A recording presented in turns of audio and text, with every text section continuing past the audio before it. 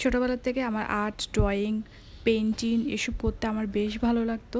আমি যখনই পড়া শেষ করে একটু সুযোগ পেতাম আমি আর্ট করতাম, ড্রয়িং করতাম, বিভিন্ন রকমের স্কেচ করতাম।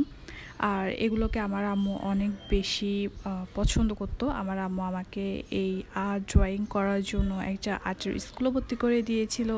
তো আমি বেশ কলেজ পর্যন্ত আমি ড্রয়িং শিখেছি।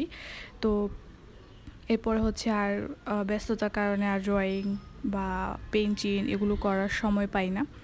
তো যাই হোক, এগুলোর সব অবদান হচ্ছে আমার আম্মু। আমার আম্মুর জন্য আমি আজকে এত ভালো ড্রয়িং করতে পারি বা পেইন্টিং করতে পারি। তো আম্মুকে অনেক অনেক ধন্যবাদ। আম্মু আমার এই ইচ্ছাটাকে এত ভ্যালু দিয়েছে, এটাকে একটা ভালো একটা কাজে লাগানোর জন্য, আরও ভালো মানে ড্রয়িংটা আরও ভালো হওয়ার জন্য আমাকে সুযোগ করে দিয়েছে আর ভালো করে শেখার জন্য। তো যাই হোক, যেটা বলছিলাম, সেদিন আমি আমার স্টুডেন্টকে পড়াতে পড়াতে আমার স্টুডেন্ট আমাকে বলছে, মিস আমাকে একটা ক্যালিগ্রাফি আপনাকে এঁকে দেন। আমি যে একটা ক্যালিগ্রাফি এঁকেছি সেটা ও বেশ পছন্দ করেছে। তো ও বলছে ওর জন্য আমি এরকম একটা এঁকে দেওয়ার জন্য। তো আমাকে ও ক্যানভাস, রং, তুলি যা যা আছে সব কিছু আমাকে দিয়েছে। দেন আমি ওর পছন্দের মতো কালার করে ক্যানভাসটাতে আমি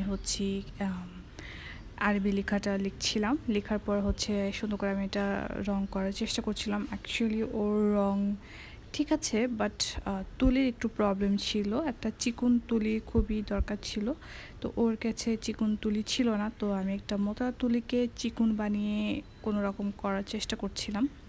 ইনস্ট্যান্ট যা ছিল তাই দিয়ে করার চেষ্টা করছিলাম। তো যাই হোক, করে ফেলেছি। তো আলহামদুলিল্লাহ এখানে আমি পুরোটাই কমপ্লিট করে দিয়ে এসেছি ওকে। তো কেমন হয়েছে জানাবেন। আর এখানে আমি ক্যালিগ্রাফি যেটা এঁকেছি সেটা হচ্ছে মুহাম্মদুর রাসূলুল্লাহ।